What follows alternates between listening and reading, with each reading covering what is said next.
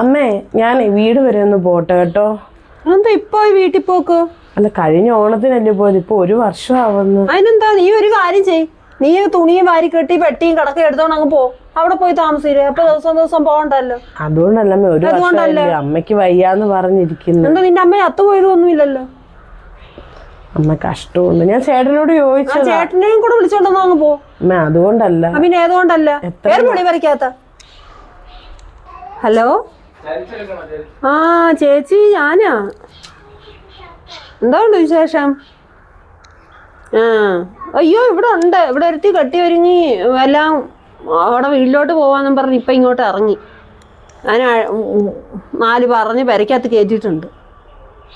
അവിടെ അമ്മയ്ക്ക് പോക്കാടാ പോലും. എന്തോ കാര്യമുണ്ട്? ഇല്ല ചേച്ചി, മോള് വന്നിട്ട് 2 ദിവസമായി. അവളെ വിളിക്കുന്നുണ്ട്, ചിലപ്പോൾ ഇന്നൊന്ന് വരുമായിരിക്കും. ഞാൻ വരാനിങ്ങനെ നോക്കിയിരിക്കുക.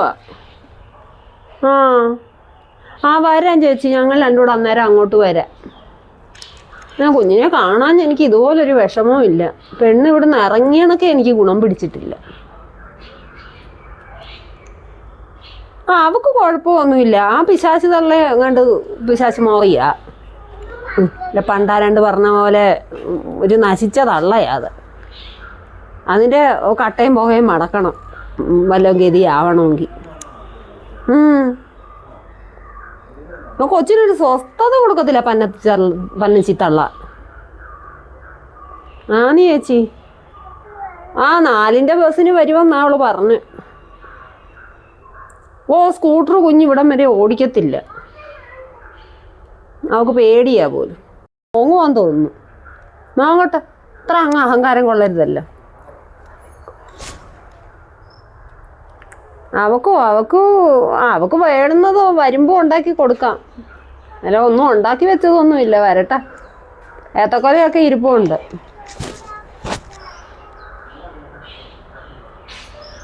അവളവിടെ കിടന്ന് മോങ്ങുവാന്ന് തോന്നുന്നു. തേങ്ങലടിയൊക്കെ കേക്കാം. ചേച്ചിക്കെല്ലാം വെന്തോ? ഉച്ചയ്ക്ക് ഒരു നേരത്തെ വേവല്ലേ ഉള്ളൂ. എന്നാ ശരി ചേച്ചി, അവളെ ഇന്നത്തെ അവിടെ ഒരു സൗകര്യമായി. മോങ്ങിക്കൊണ്ട് പെരക്കകത്തങ്ങ് കിടക്കാമെന്ന് വിചാരിച്ച്. കുറച്ച് പണിയുണ്ട്. കൊച്ചു വരുമ്പോഴത്തേക്കും എല്ലാം ഉണ്ടാക്കി വെക്കാൻ പറയട്ടെ. വിളിക്കട്ടെ, ഞാൻ പോയി. ശരി എന്നാ.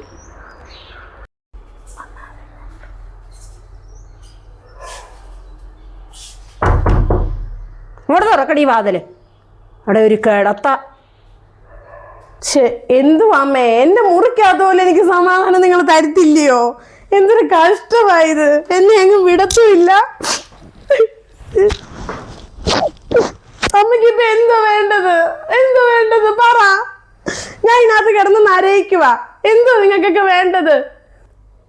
നീ എന്തുപടി ഇതിന്റെ പേരും പറഞ്ഞ് ഇവിടെ കിടക്കാനാണോ നിന്റെ പരിപാടി? ഞാൻ കൂടെ എണ്ണീറ്റില്ല. കൊച്ചു വരുമ്പോഴത്തേക്കും വല്ലതും ഒന്ന് ഉണ്ടാക്കി വെക്കാൻ നോക്ക്. ഏത്തക്ക ഇരിക്കുന്നൊന്ന് വറുത്ത് വെക്കുക. കൊച്ചിന് കൊണ്ടുപോകാനുള്ളതാ. നിന്നെ ഇവിടെ സുഖിപ്പിക്കാനാ ഇങ്ങോട്ട് കൊണ്ടുവന്നത്.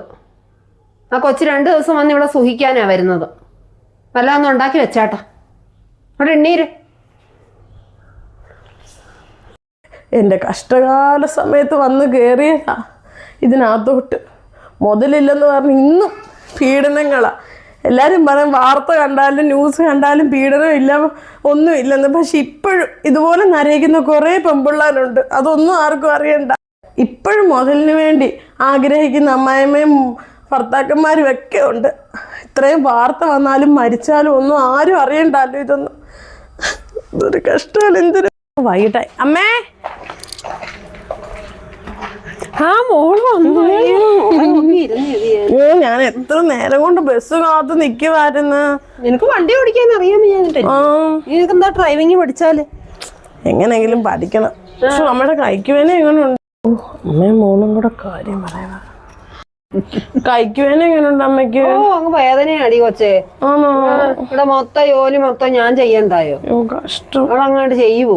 അവിടെ ഇത് ഒരു വക തള്ള ഏതില്ലമ്മേ ചെയ്ത് നടു നട്ടലും ഒടിഞ്ഞ്. ഒരു വേറൊരു വീട് ഉണ്ടാക്കി തരാം. വീട് വെക്കണം. അവിടെ ചേട്ടനാണ് അമ്മ പറയുന്നതിനപ്പുറം ഇല്ല.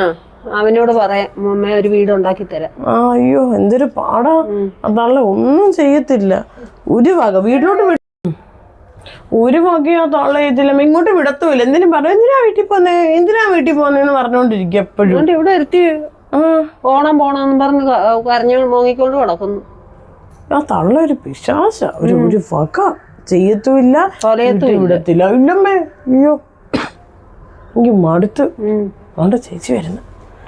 പറ നാത്തൂനെ, എന്തുകൊണ്ട് വിശേഷം? അപ്പോൾ ഒരു ദിവസം അമ്മയ്ക്ക് അമ്മയുടെ മോളെ കാണാതിരുന്നപ്പോഴത്തേക്ക് ഇത്രയും വിഷമമായിരുന്നല്ലോ. ഒരു കൊല്ലം എൻ്റെ അമ്മ കാണാതിരിക്കുന്നു എന്നെ. ഇപ്പം അമ്മയുടെ വിഷമമൊക്കെ മാറിയോ? ഇടി നിന്നെ പോലല്ല, ഞാൻ 101 പവനും കാറും ഒക്കെ കൊടുത്ത് അങ്ങോട്ട് കെട്ടിച്ച വിട്ടാ. നിന്നെ പോലെ ഒരു ഗതിയും പരഗതിയും ഇല്ലാതെ വന്ന് കിടക്കുവന്നു ഒന്നുമല്ല. നീ അതെന്താ മനസ്സിലാക്കാത്ത? എൻ്റെ കൊച്ചിനെ ഞാൻ പൊന്നുപോലെ അങ്ങോട്ട് കെട്ടിച്ചു വിട്ടത്. അവനും അവളെ അതുപോലെ നോക്കുന്നത്. ഇത് നീ ഇഷ്ടം പോലെ ഉള്ള ചെറുക്കൻ്റെ എന്നെ കണ്ണും കാണിച്ച് കയറി വന്നേച്ച് ഇപ്പം അവകാശം പറയുന്നു പോലും. നിന്റെ അമ്മയെ കാണാൻ നിനക്ക് എപ്പോഴും പോകണമെങ്കിൽ അവിടെ പോയിന്നില്ലേ? എൻ്റെ കൊച്ചങ്ങനെ വല്ലപ്പോഴും വരും. മോളെ ഒന്നും ശ്രദ്ധിക്കണ്ട. ബൈക്ക് വേന വന്നപ്പോ ഉടനെ അമ്മയുടെ മോളെ വിളിച്ച് വരുത്തിയല്ലോ. അങ്ങനെ അമ്മമാർക്ക് വയ്യാന്നെങ്കിൽ മോൾ ഓടി വരും. നീയെങ്കിലും പറഞ്ഞ് നിന്റെ അമ്മയോടൊന്ന് പറഞ്ഞു കൊടുക്ക് എങ്ങനെയാന്ന്. അമ്മ ഇപ്പൊ പറഞ്ഞല്ലോ അവിടെ അമ്മായിമ്മയെ പറ്റി ഇത്രയും മുതൽ കൊടുത്തു വിട്ടിട്ട് അവിടെ അമ്മായിമ്മ അവളെ കൊണ്ട് ജോലി ചെയ്യിപ്പിക്കുന്നത്. അപ്പൊ അമ്മയ്ക്ക് എന്തോ തോന്നി? വിഷമം തോന്നി. അതുപോലെ എൻ്റെ അമ്മയ്ക്കും ഞാൻ വീട്ടിലോട്ട് പോകരുത്, അടുക്കളപ്പണി ചെയ്യണം, എപ്പോഴും ഇതിനകത്തിരിക്കണം. ഈ 4 ചുവരിനകത്തിരുന്നിട്ട് ഞാൻ എന്തോ കാണിക്കാനാണ്? നിങ്ങൾ ജോലിക്ക് വിടത്തില്ല, ഒരു പൈസ എൻ്റെ തരത്തില്ല, പിന്നെ ഞാൻ എന്തോ കൊടുക്കാൻ ഇതിനകത്തിരുന്ന്? എനിക്ക് മടുത്ത്. ഞാനിവിടെ എന്നേക്കുമായിട്ട് അങ്ങ് പോവാ. നിങ്ങൾ അമ്മയും മോളും മോനുമായിട്ട് ഇവിടെ അങ്ങ് സുഖിച്ച് ജീവിച്ചോ. എന്തോ അമ്മയെ ചേച്ചി പറഞ്ഞിട്ട് പോകുന്നതൊക്കെ എന്തൊരു സാമർത്ഥ്യം, എങ്ങനെ സഹിക്കുന്നു എൻ്റെ അമ്മ. അങ്ങ് സഹിക്കുമല്ലയോ, പിന്നെന്തോ ചെയ്യും? നമുക്കൊരു വീട് വെച്ചിട്ട് വേണം എനിക്ക് അവിടെ വന്ന് നിൽക്കാൻ. കട്ട് ചെയ്ത് അല്ലയോ, അമ്മയും കൂടെ സഹായിക്കാം. അക്കൗണ്ടിൽ കിടക്കുന്ന PF-ന്റെ പൈസയല്ല നീ എടുത്തോ. എന്നാ ഞാൻ അകത്തോട്ടൊന്ന് കയറട്ടമ്മ. ഹലോ, ഞാൻ എത്തി ചേട്ടാ. ചേട്ടാ അമ്മ പറഞ്ഞേ എപ്പോഴാ വീട് പണി തുടങ്ങുന്നേന്ന്, PF-ന്റെ പൈസ അക്കൗണ്ടിൽ കിടക്കുന്നേ തരാവെന്ന്. കേൾക്കുന്നില്ലയോ? എപ്പോഴാ വീട് പണി തുടങ്ങുന്നേന്ന്, PF-ന്റെ പൈസ അക്കൗണ്ടിൽ കിടക്കുന്നത് തരാവെന്ന്. എങ്ങനെങ്കിലും അതേ അടിച്ച് മാറ്റിയിട്ട് അവരെ ഏതെങ്കിലും വൃദ്ധസദനത്തിലോട്ട് മാറ്റാം. അത് മതി. പിന്നെ ഇനി അവരെ ചമക്കാൻ പോവുമല്ലയോ നമ്മൾ. അവരെ എവിടെയെങ്കിലും കൊണ്ടാക്കിയിട്ട് നമുക്ക് സുഖമായിട്ട് ആ വീട്ടിൽ സമാധാനത്തെ ജീവിക്കാം. ഉണ്ട്, ഒരു 7-8 ലക്ഷം രൂപയെങ്കിലും ഉണ്ട് അതിനകത്ത്.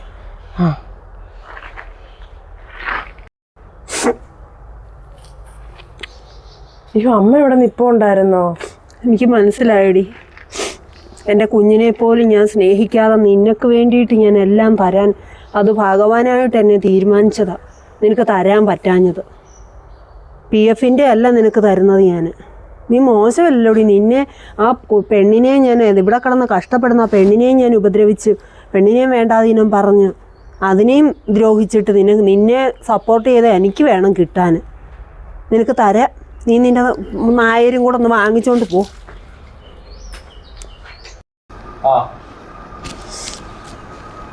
മോളെ, എന്താ ഞാൻ നിന്നെ ഒരുപാട് വേദനിപ്പിച്ചു. അതൊന്നും കുഴപ്പമില്ലമ്മേ. അതെനിക്ക് മനസ്സിലായി. എൻ്റെ മോളെ ഞാൻ ഒരുപാട് സ്നേഹിച്ചു. പക്ഷെ അവിടെ തനി സ്വരൂപം എനിക്ക് ഇപ്പോഴാണ് മനസ്സിലായത്. അതിലൊന്നുമില്ല ചേച്ചി. എന്തെങ്കിലും ദേഷിച്ചല്ല മോളെ. എൻ്റെ എല്ലാം പിടുങ്ങണമെന്നുള്ള ഏതും പോലെ കാഴ്ചത്തെ കടക്കുന്നത് വരെ പിടിച്ചോണ്ട് അവള് എന്നെ തല്ലിക്കൊന്നേച്ച് കൊണ്ടുപോകും. ആ ഒരവസ്ഥയിലാണ് ഞാൻ ദൈവത്തെ വിളിക്കുന്നതുകൊണ്ടാണ് ദൈവം എനിക്ക് എല്ലാം തിരിച്ചറിവും തന്നത്. നീയാ എൻ്റെ മോള്. എപ്പോഴും വന്നു കയറുന്ന പിള്ളേരെയാണ് നമ്മൾ സ്നേഹിക്കേണ്ടത്. നമ്മുടെ മക്കൾ എന്നും കെട്ടിച്ച്, ഇത് നിനക്കായാലും ഓർമ്മയിരിക്കണ്ട. നിനക്കൊരു കുഞ്ഞുണ്ടായാലും അത് ഞാൻ മനസ്സിലാക്കാൻ ഒരുപാട് വൈകിപ്പോയി.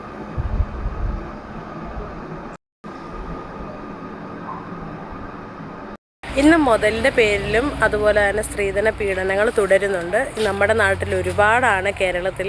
അപ്പം നമ്മുടെ ചുറ്റുപാട് നടക്കുന്ന ഒരുപാട് സംഭവങ്ങൾ നിങ്ങളും കാണുന്നുണ്ടെന്ന് വിചാരിക്കുന്നു. അപ്പം നമ്മളെ സ്വന്തം മക്കളെപ്പോലെ കരുതുക. നമ്മൾ ചെന്ന് കയറുന്ന വീട്ടിലെ അമ്മയെ നമ്മുടെ അമ്മയെപ്പോലെ തന്നെ കരുതുക. അങ്ങനെ വന്നു കഴിഞ്ഞാൽ ഒരുപാട് പ്രശ്നങ്ങളിൽ നിന്നും ഇന്നും ഒരുപാട് മാറ്റം വരുത്തും. പിന്നെ സ്ത്രീയാണ് ധനമെന്ന് മനസ്സിലാക്കി ജീവിക്കുന്നവർ എന്നും മുമ്പോട്ട് തന്നെ ജീവിക്കും. അല്ലാതെ പണമായാലും സ്വർണ്ണമായാലും നാളെ ഒരു അസുഖം വന്നാൽ തീരാവുന്നതേ ഉള്ളൂ. അതാരും മറക്കരുത്. അപ്പോൾ നമ്മുടെ വീഡിയോയുടെ അഭിപ്രായം കമൻറ്റ് ബോക്സിൽ രേഖപ്പെടുത്താൻ മറക്കരുത്. അപ്പോൾ ഇത്രയേ ഉള്ളൂ. ബൈ.